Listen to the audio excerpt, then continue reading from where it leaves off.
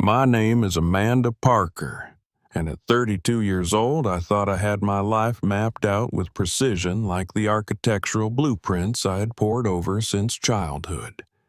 For over a decade, I dedicated myself to Parker Family Construction, not just as an employee, but as a believer in legacy, discipline, and hard-earned progress.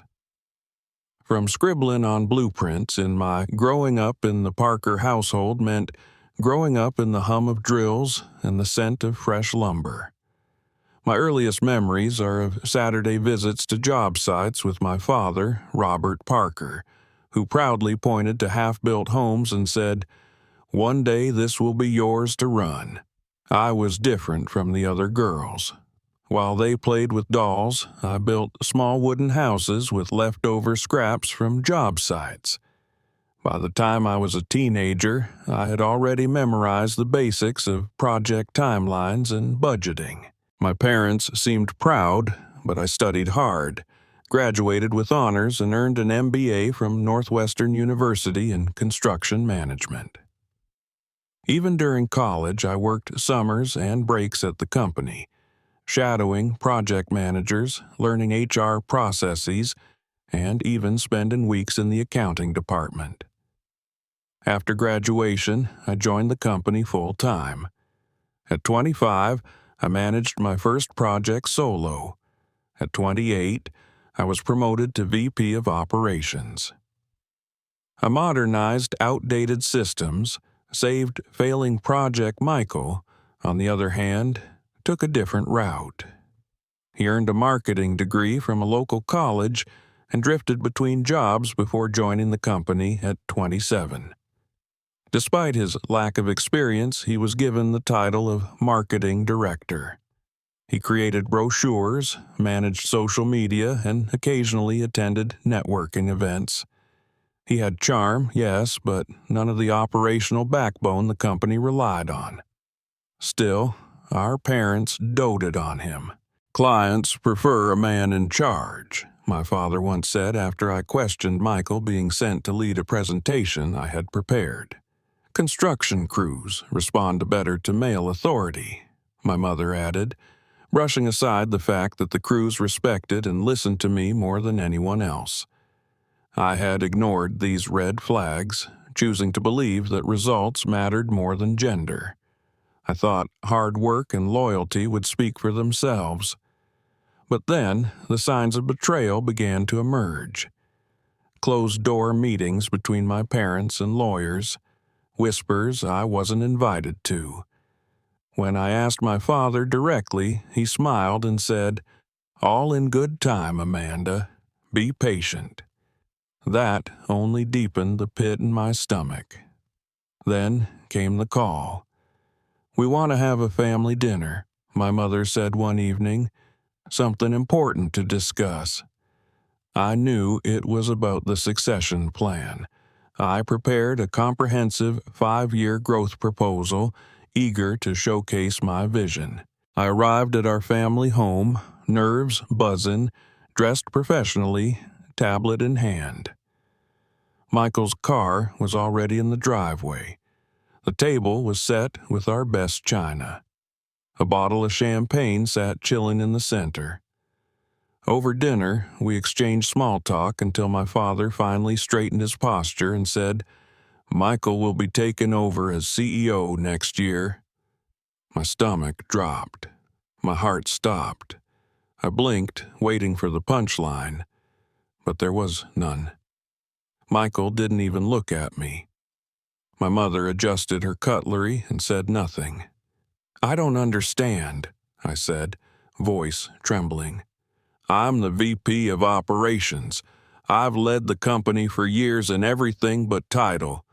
I have the education, the results." "Amanda," my father interrupted, "leadership isn't just about performance, it's about presence, charisma. Clients want someone they can relate to." "You mean they want a man?" I said flatly. "That's not what I said," he snapped, "but that's what you meant."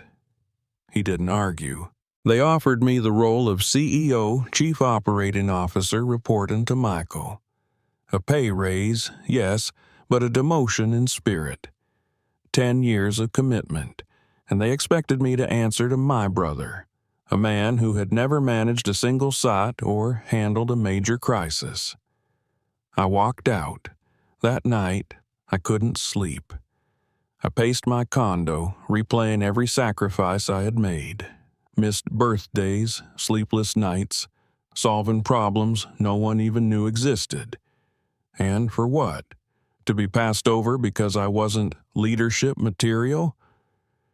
By sunrise, I had made a decision. I would leave. I walked into the office early the next morning, drafted my resignation, and handed it in. My father tried to stop me. "You're being emotional," he said. "This isn't emotional," I replied. "This is strategic, like everything else I've done for this company."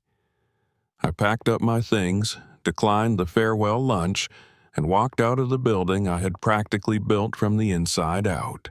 In the days that followed, the company began to falter. Clients started asking where I was, projects stalled, suppliers became wary. I received text after text, call after call from coworkers, even from Michael. "Things are falling apart," one message read. "They need you." But I stayed silent, because I had learned something critical. If you don't walk away when you're undervalued, they'll never see your worth. The silence after I left Parker Construction wasn't peaceful. It was deafening. At first, I thought I'd feel liberated from the weight of years of being undervalued, but the stillness of my condo only reminded me how much of myself I had poured into that company.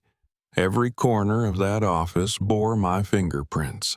Every system they were still trying to use was one I had implemented.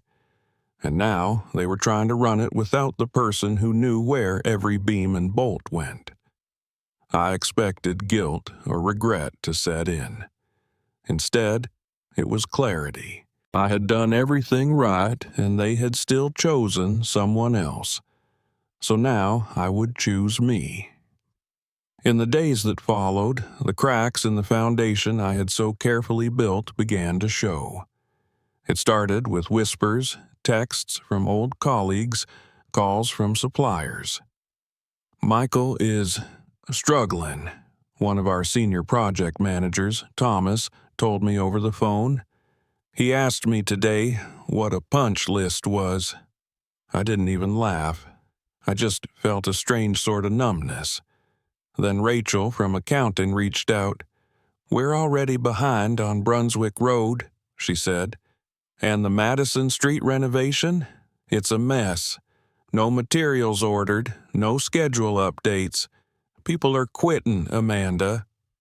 Still, I said nothing. I had walked away for a reason. They didn't think I was leadership material. Now they could learn what it cost to lose someone who was. But then the calls started coming from my father. At first, they were brief. "Call me," his text read. "We need to talk." Then they became longer, more desperate. "Amanda, Victoria Marshall is threatening to pull the urgent care project. She says Michael doesn't have answers. We're losing the contract." Victoria was one of our biggest clients, $20 million in revenue and potential long-term partnerships. I had fought hard to win her trust, and now it was slipping through their fingers. Still, I stayed silent. Gregory Winters, a property developer I had worked with on several successful projects, invited me to lunch. "You're not with Parker anymore?" he asked. "Then we should talk. I've got 3 new developments breaking ground. I need someone who can actually get things done." It was the first moment since my resignation that I felt not just seen, but respected. He didn't ask if I could lead. He knew I could. "Have you ever thought about starting your own firm?" he asked between bites of his steak. "You got the brains, the network. Hell, most of Parker's systems were yours anyway." The idea had crossed my mind. But hearing someone else say it aloud gave it weight. A rival to Parker Construction built by the very woman they rejected. That night I couldn't sleep. Again. But this time it wasn't anger, it was possibility. I drafted a list. What I'd need, who I'd hire, what I'd do differently. I even sketched a name. Parker & Co. Construction Management. Not to compete with them out of revenge, but to prove that I didn't need their approval to succeed. The next morning, my father showed up at my condo. He looked tired, unshaven. Not like the man who used to stand tall with blueprints tucked under his arm. He didn't wait for an invitation, just stepped inside and said, "We need you." I stood still, arms folded. "Why?" I asked. "Because the golden boy isn't working out?" He ignored the jab. "Victoria terminated the contract. We're hemorrhaging money. Brunswick Road is behind by 6 weeks. Suppliers won't extend credit terms. We're sinking, Amanda." I let the silence stretch. "And what exactly would you like me to do?" "Come back. Help fix it." "In what role?" I asked, calm. He blinked. "What do you mean?" "I mean," I said, voice sharp, "do you want me as a consultant, a project manager, Michael's assistant? Because I won't come back to sit beneath the man you chose over me." He stared at me for a long time.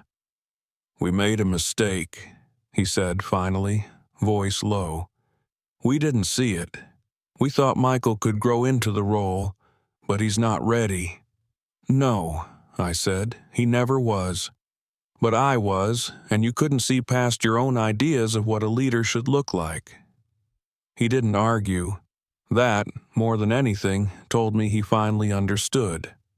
"I'll consider it," I said, "but only if I return as CEO with authority, equity, and decision-making power. I won't rescue the company from the basement only to be locked out of the boardroom again." He hesitated. "That's a big ask." "Then you'd better think fast," I replied, "because I have a meeting tomorrow about starting my own firm, and if we shake hands, I'll be your competitor instead of your daughter." The next morning, I woke up before sunrise, not from stress, but from purpose. I hadn't felt this sharp, this clear, in weeks, maybe months. I brewed a strong cup of black coffee, opened my laptop, and reviewed the documents my attorney had sent over at 2 a.m. She'd worked late to turn my demands into a formal agreement, a contract that laid out, in indisputable terms, what I required to return to Parker Construction. CEO title. 49% ownership with veto power through a supermajority clause. A restructured board. No probation period. Full control over operations, hiring, and budget approval. It wasn't just about ego. It was about power, the kind I had earned over 10 years but was never given. And now I wasn't asking. I was stating terms. Take it or leave it. At noon, I met my family at an upscale Italian restaurant. They chose the place, probably to keep the conversation civil. The white tablecloths, the soft lighting, the quiet music, none of it could mask the tension in the air as I handed over copies of the contract. My mother's face hardened before she even reached page 2. 49%? Amanda, you're demanding control." "No," I replied calmly. "I'm demanding security. I won't come back just to be pushed aside again once the fires are out." Michael shifted in his seat. "I think she's right." That silenced the table. "I was thrown into the deep end," he admitted, eyes on our father. "And I thought I could swim, but I'm drowning. Amanda should have been CEO from the start. I'm better in business development. I can help, but not from the top. My father looked pale, tired, maybe ashamed. "We can't just hand over control of the company." "You already did," I said, "to someone who wasn't ready. You took a gamble. It didn't pay off." Silence. Then he nodded. "We'll agree to most of your terms, but the 49% we counter at 45 with a binding clause requiring a 75% supermajority for any strategic decision. That gives you veto power without majority ownership." I paused, calculating quickly. It was a clever compromise and gave me nearly everything I wanted.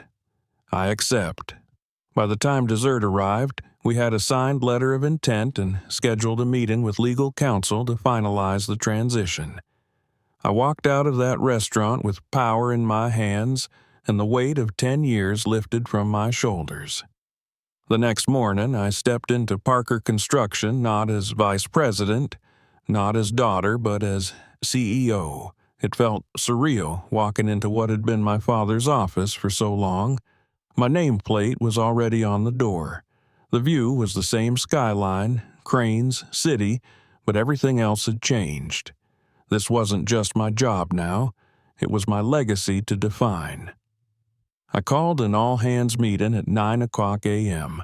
Employees filed in, some wary, others wide-eyed. I stood at the front of the room, my voice steady, my message clear. Yes, the company has faced setbacks. Yes, we've lost ground, but that ends now. I laid out my recovery plan for Brunswick Road, our strategy for restoring client trust, and my vision for building a company that didn't just rely on legacy, but on leadership, transparency, and innovation. Thomas, our most respected foreman, nodded throughout. At the end, he stood and clapped. The room followed. Loud, long. By noon, Victoria Marshall had called. "Amanda," she said, "I heard about the leadership change. If you're in charge again, let's talk. There's still time to salvage our contract." By 3:00, the project was reinstated with the revised terms more favorable to us than before. Later that day, my father came into my office. No pride in his voice, just honesty. "I underestimated you," he said. "No," I replied. "You misunderstood me. I was never trying to be you. I was always trying to be me. You just couldn't see that was enough." He nodded slowly. "I see it now." That night, as I sat at my desk going over contracts and schedules, I realized I hadn't just reclaimed a title. I had reclaimed myself. The next 72 hours were a whirlwind. I barely slept, subsisting on caffeine and momentum. But the company, my company, was moving again. Teams that had been frozen by uncertainty began executing again with precision. Site managers who once hesitated to speak up were now reporting directly to me, offering insights I hadn't heard in years. It felt like opening a window in a room that had gone stale. Fresh air, forward motion, but redemption never comes easy. By Friday afternoon, a storm was brewing. Thomas barged into my office, his hard hat still under his arm, sweat lining his brow. "You need to come to Brunswick Road now." "What happened?" I asked, already grabbing my keys. Inspectors found major structural inconsistencies in the poured foundation. It wasn't done to code, and worse, the subcontractor blames us for rushing the schedule under Michael. My blood turned cold. Within 30 minutes, I was on site, boots in the mud, hard hat clipped, clipboard in hand. I crouched by the foundation, speaking to the inspector myself. "This isn't salvageable," he said bluntly. "You'll need to redo the concrete pour. That's 2 weeks minimum, assuming you move fast." 2 weeks. At $10,000 per day in delay penalties, that was $140,000 down the drain plus labor, plus lost client trust. I took a long breath and stood. "Rip it up," I said. "We do it right. No patchwork. And I'll call Victoria Marshall personally to explain." There were murmurs around me. I saw the surprise in their faces. A woman calling the shots.